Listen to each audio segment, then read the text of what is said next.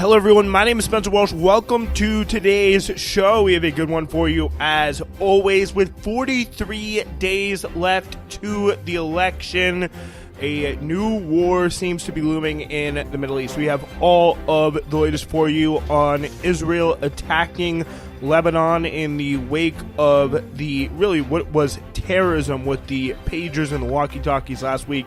They now have launched a significant strike into that area. Hezbollah has responded, but so far, pre any incursion, it seems like Israel is treating this very similar to Gaza. We'll tell you everything that happened, give you a general overview, and then get you some of the more up-to-date information. Also, polls find Trump showing signs of strength in the Sun Belt battlegrounds, according to polling that was thought to be Kamala Harris's better area. We'll take a look at that, and also how some pretty incredible lies are spreading about Rashida Tlaib and the Attorney General of the state of Michigan. So it's going to be very, very interesting to get to, and also a little bit of a poll that has some karma for me. We're excited to head out on the show with a little bit of that. So a lot of good stuff going on. We have a good one for you as always. This is Newsflash.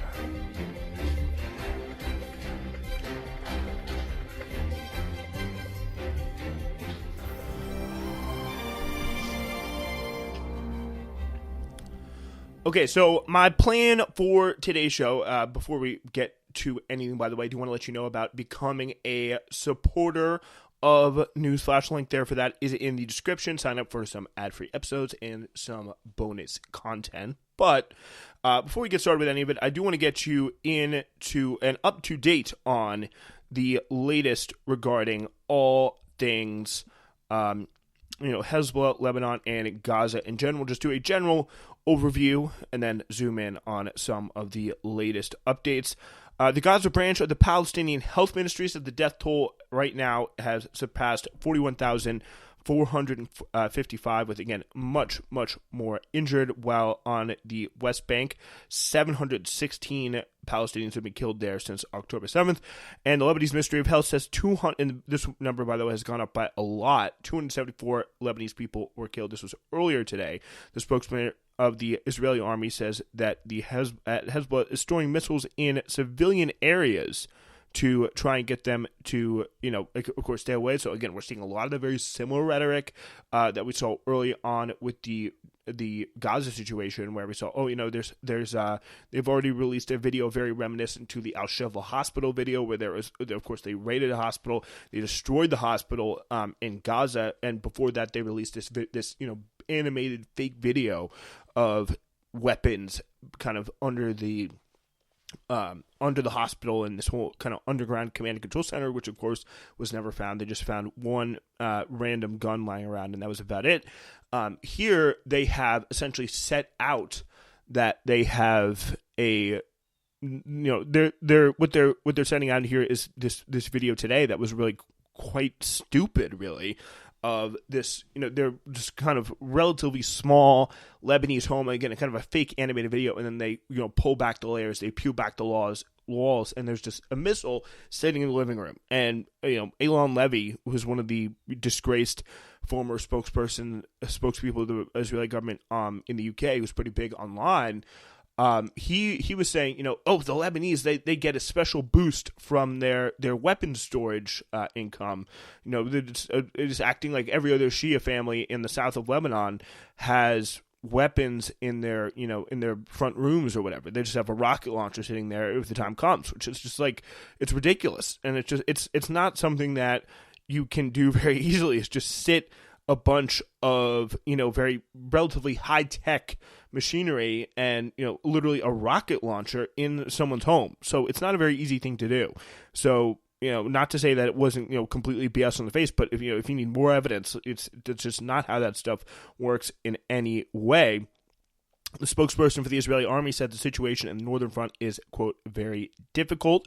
Hezbollah's rocket strikes target Haifa, Afula, Akka, and Nazareth on Saturday. and Sunday for the first time since the beginning of the war on the Lebanese front almost a year ago.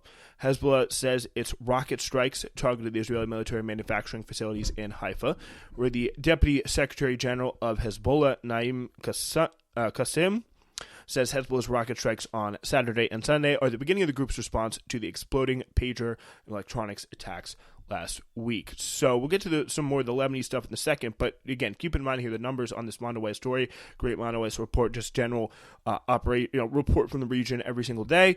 At least 274 Lebanese have been killed, and so it's quite. We'll tell you more about the up-to-date stuff on that in a minute. But on Monday morning, the Israeli army announced that it was going to engage in a difficult day of fighting Lebanon, as its spokesperson claimed that Hezbollah was storing missiles in homes and civilian areas. The spokesperson illustrated a digital drawing made by the army of proof of his claims. This is the Daniel Hagari talking about, describing what I just talked about there. So the waves of strikes came on the heels of a 2-day wave of Hezbollah rockets launched in retaliation for the exploding pager and electronics attacks last week. Israeli media reported widespread damage, while the number of Israeli casualties is undisclosed due to the Israeli military censorship. Hezbollah's military arm said in a statement that it targeted the industrial complex of the Israeli Rafael military manufacturer with dozens of rockets. So that was kind of around the Haifa area. There's some more rockets today. Also around the Haifa area, just east of Tel Aviv, some of the furthest rockets that we've seen Hezbollah put up for quite a while. And I believe they're also targeting some settlements in the West Bank as well. So Qasim delivered his remarks during the funeral ceremony for the 15 members of Hezbollah's elite Radwan force killed in Israel's strike on Beirut's southern Dahiyah district on Friday. The strike targeted and killed Ibrahim Akil, the commander of Radwan force, along with this is the kind of elite force of Hezbollah, along with several members of the Hezbollah military leadership. Qasim said that Hezbollah's fight against Israel had entered a new phase, which he described as an open account that would continue alongside Hezbollah's support front for Gaza. So things are getting a little bit serious now. They have not won. It is very much more in their interest, Hezbollah, just on a pure level, if they want to support Gaza, to distract some of the Israeli resources and take enough of a temperature, take enough attention away from the war on Gaza that it continues to drain them. It continues to drain the Israelis, but to a point where it doesn't eventually turn and bite them in the ass when Israel tries to come after them. On Friday, the White House said that the U.S. administration had no prior knowledge of the Israeli intention to strike the Dahiyah district. That's some of the stuff in there that happened over the weekend. But just some of the most disturbing stuff here is, this is the Israeli minister Amichai Chikli, who is in charge apparently of combating anti-Semitism, said that it's saying essentially outright in a tweet today that he doesn't consider Lebanon a sovereign country and that Israel has the unilateral right to withdraw its border from Lebanon. It's been a long-held thing that they want to push. I think it should go. It essentially cuts off a third of Lebanon. They essentially want it for themselves, saying that the Litany River, and multiple Israeli officials over the months have said this, that the Litany River is their kind of cutting off point, and the Litany River, Litani, if you want to look that up and see where it goes, it cuts off a sizable chunk of Lebanon, essentially saying they want that area where a bunch of Shia Muslims, and kind of the support base for Hezbollah as a political party, is kind of the strongest in the south there. They want everything south of Litany border essentially under their control. So really kind of disturbing stuff, saying they essentially unilaterally have the right to withdraw that border, and saying that they will do it, which is quite disturbing. Israel killed 22 Palestinians in an airstrike on Saturday that targeted a school in the Zaytun neighborhood of Gaza City. 13 children were among the victims. The wounded were transferred to Al-Ahli Arab Hospital, the only remaining functional hospital in Gaza City after Israel's destruction of Al-Shifa Hospital. Israel's massacre in the Zaytun neighborhood came less than a week after Israeli warplanes razed an entire residential block of buildings in the Al-Barej refugee camp in central Gaza Strip. So definitely not taking away their ability to commit attacks, essentially, on Gaza's civilian population in any way, shape, or form. But they have had to pull certain divisions out of Gaza to essentially refocus them on the West Bank and especially on the northern border. So it is going to eventually, there's just no two ways about it. It's going to draw up more of the resources of the northern border, which hopefully will distract from Gaza, but it takes, unfortunately, very little effort for Israel to come in and bomb a bunch of places.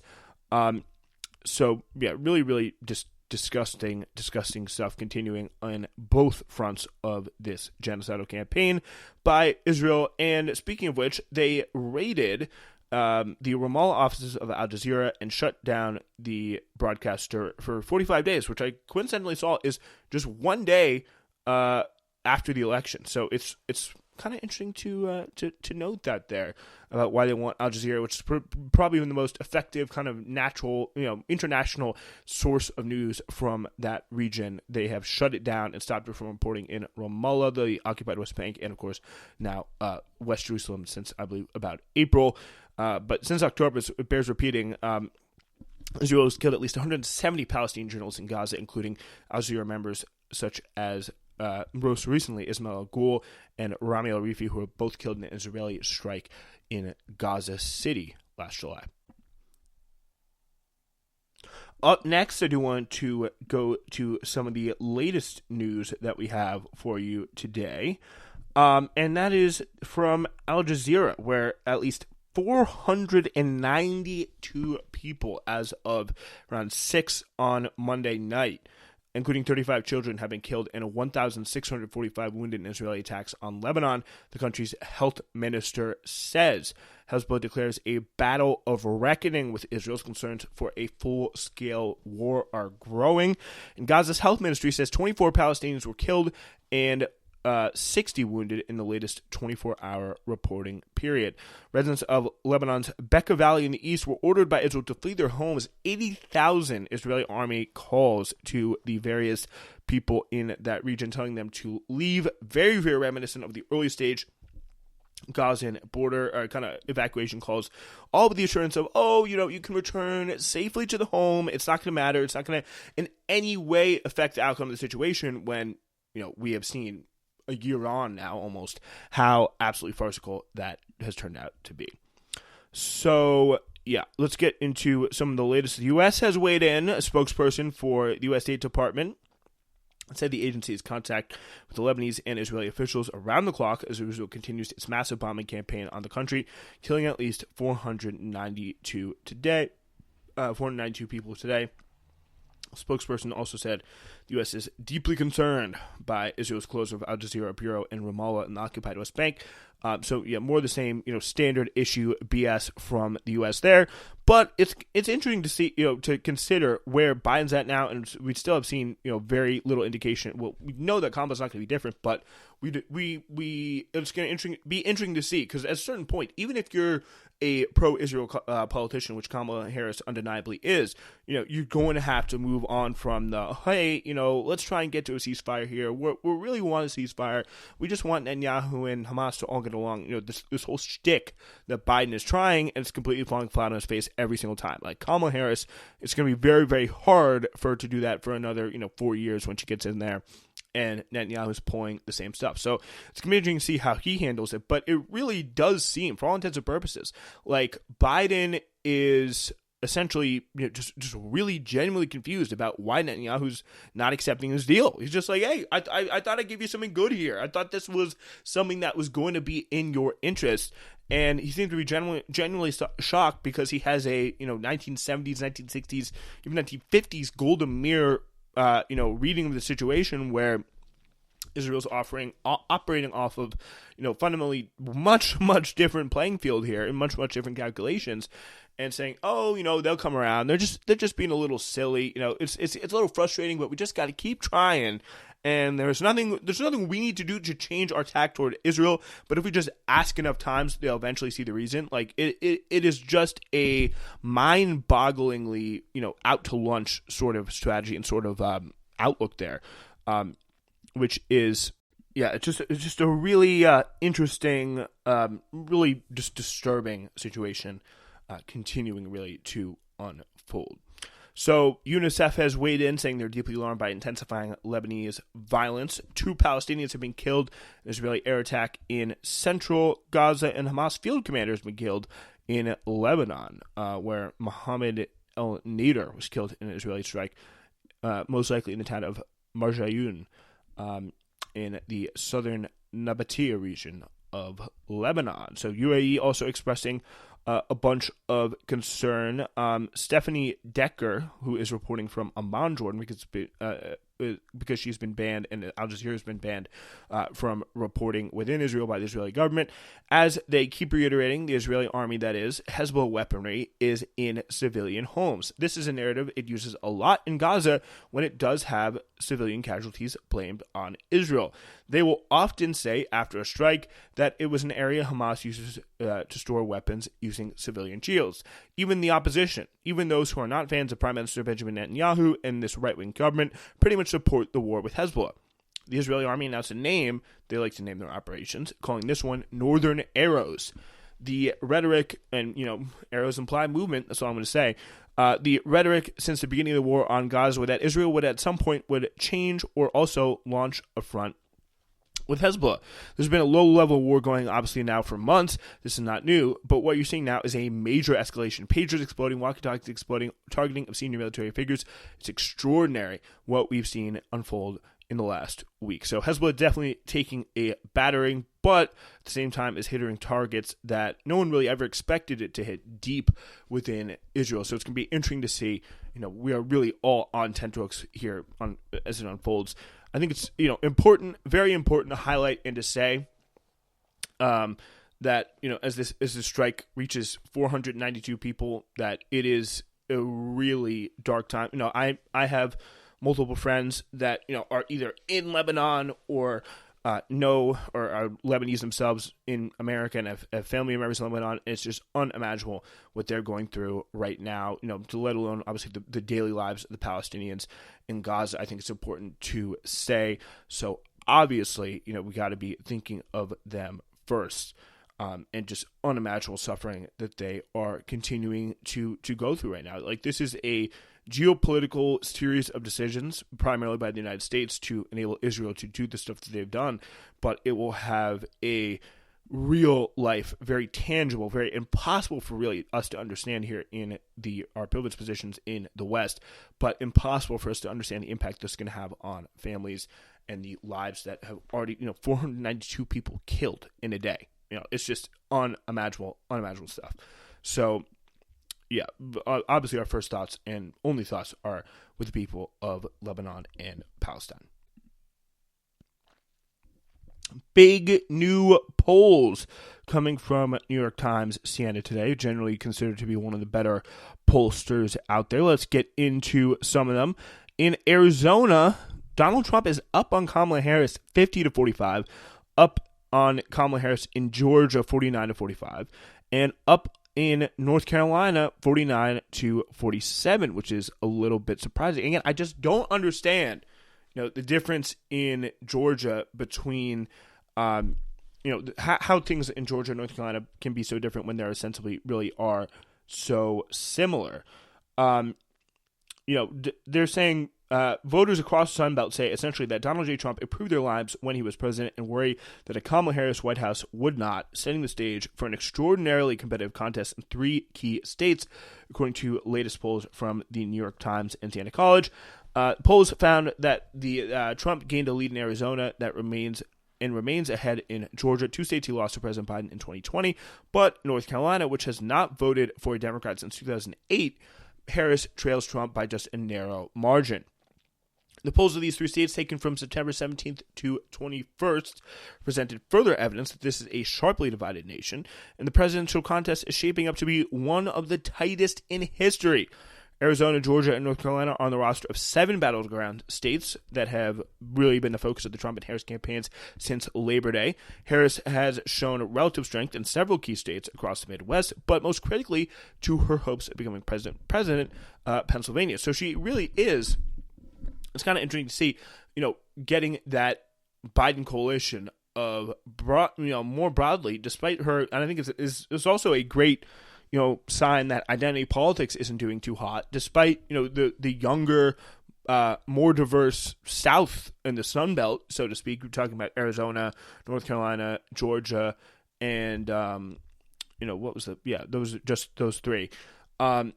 those situations where you generally have more economic kind of dynamism and more younger, more diverse populations, she's just not doing too well. She's failed to make that kind of case. I think, it could be due to young voter disenchantment, could be to black middle class disenchantment, or, Latino numbers more so in Arizona. And also generally young voters, but where you see kind of older white working class voters going to be the real strength. And also you get some of that key core suburban turnout. It's kind of tough to determine what's causing those leads. But the big difference between, just more broadly, the kind of northern Rust Belt states and the more Sun Belt states, like we're talking about now, is the obviously the demographics tending to be younger, more diverse down south, and older and whiter up north. But again, we've seen in the past the biggest divisor, the biggest determinant of who is, who's going to vote, how you're going to vote, is essentially, there's a lot of things, but one of the biggest ones is kind of college education. And you are, the big question is, are these leads? Because there are big suburban populations like around Atlanta, around, the various cities, the Research Triangle kind of part of North Carolina, where you have those 3 cities. I forget the names of them all, but they kind of connect. And there's a lot of kind of suburban type, liberals with college degrees there. Arizona, Phoenix, you all those suburban populations. But the question is, what about Pennsylvania and Wisconsin and Michigan is working out so much better for Harris? Is it just older, more of these kind of older, whiter people with college degrees that tend to be more liberal? Is that what's causing the difference? I would honestly say we just don't know yet. So again, maybe she has both in those parts, but both of elements has that element, that kind of that older, whiter college degree vote in both of those kind of regions, but is missing some of the younger support down south, which is causing the drop in the polls. Maybe again, it's not really clear from this situation.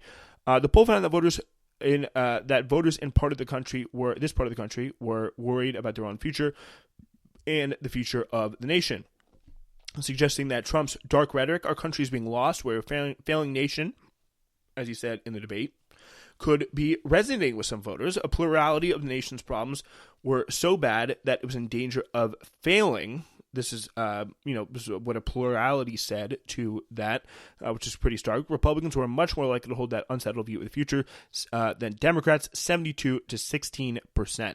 Whatever road we're on right now, to me, does not look like it's going to end well. So Tyler Stembridge, a fire captain in Centerville, Georgia, and a Republican who said he voted for Trump in 2020, intended to support him again in November. So just kind of general, I'd like to see, the media diet there.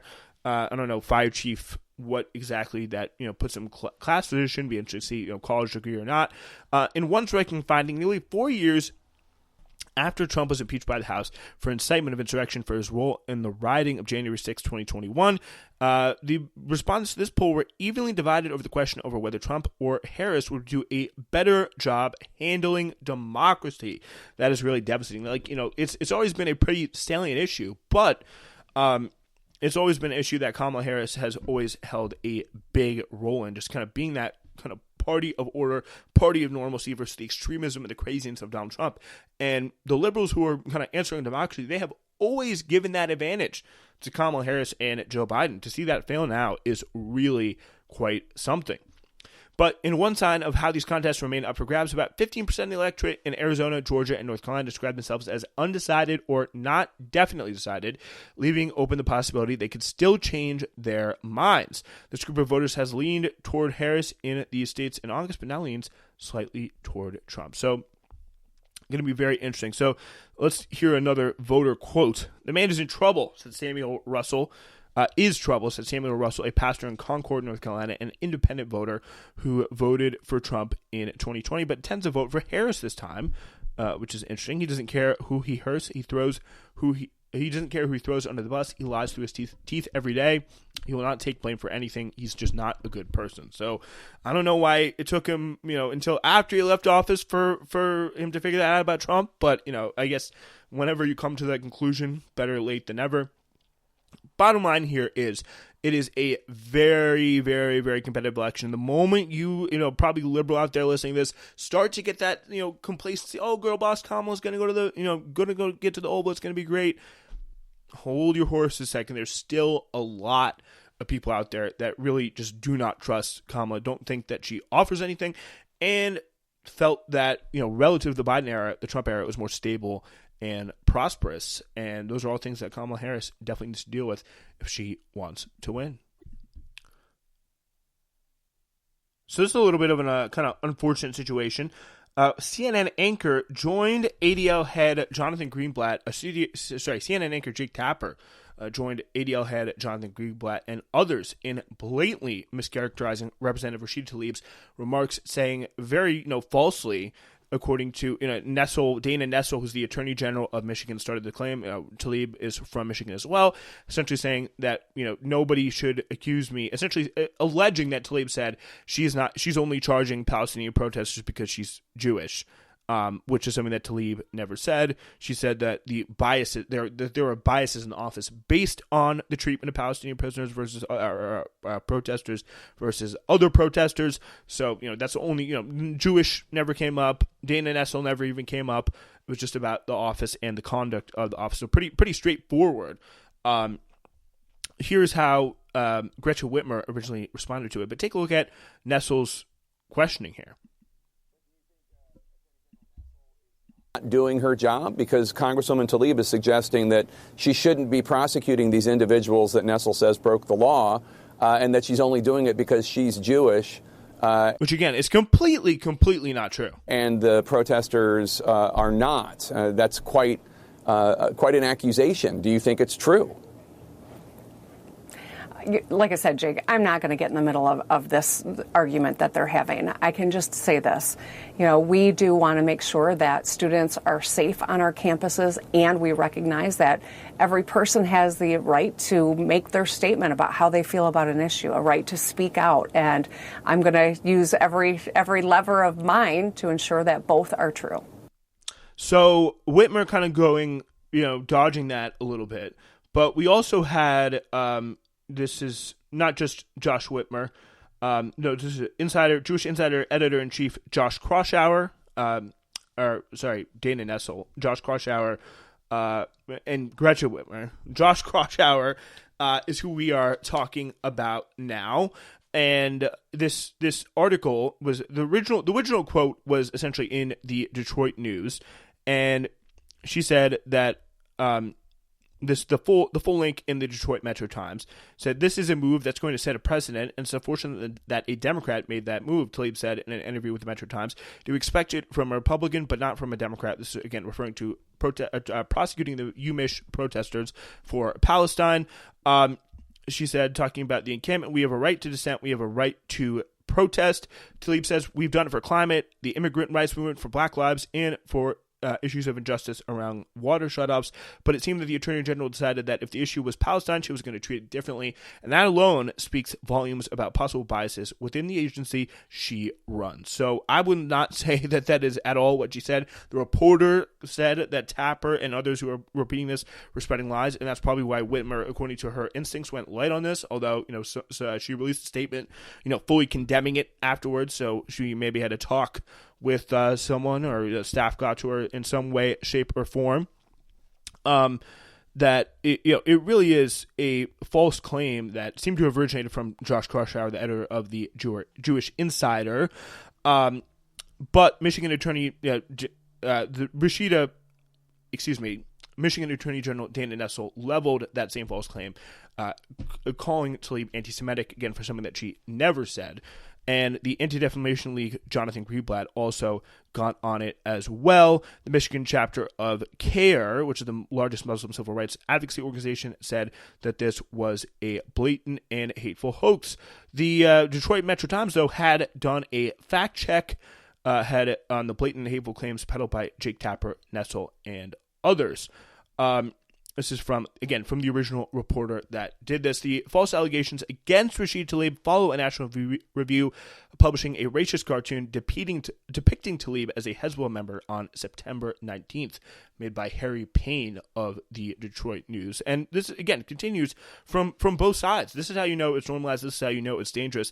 You got one side saying that she's essentially a member of Hezbollah, one side saying she's incredibly anti-Semitic. Like this is going to, and it's just making stuff up about, things that she said, attacking the Attorney General about her, Jewish faith. And, I think it should have been clarified by now. And the fact that she hasn't come out and made a statement on it in any way, shape, or form, I think indicates that she is very set on this. And this was an intentional smear of Tlaib to delegitimize her, to bring more threats upon her, and to, again, just spread stuff about her that is not true in hopes that she faces harm in some way, whether it be political or whether it be, even physical. It's one of the most abused members of Congress, the only Palestinian in Congress. So it's a very dangerous thing to see this stuff happen, and it does have real consequences, which makes it all the more disturbing to see this stuff again when it's just not even true. So frustrating. Finally, tonight or today or whenever you're listening to this, on the show, we have a new poll from GBAO Strategies, which is a pretty solid Democratic polling internal firm, where in one of the most crucial swing districts, the New York 17th swing district in the House, which is a great representation of, it's got partially very suburban, partially, a little bit more rural, a little bit more kind of, white working class, and it goes pretty far up into what could be fairly considered upstate New York, but has a huge chunk of kind of suburbs in them as well. And the more north it moves, obviously the tougher a district it is. But it's definitely a district that Biden won by 10 points. Should definitely be winning this.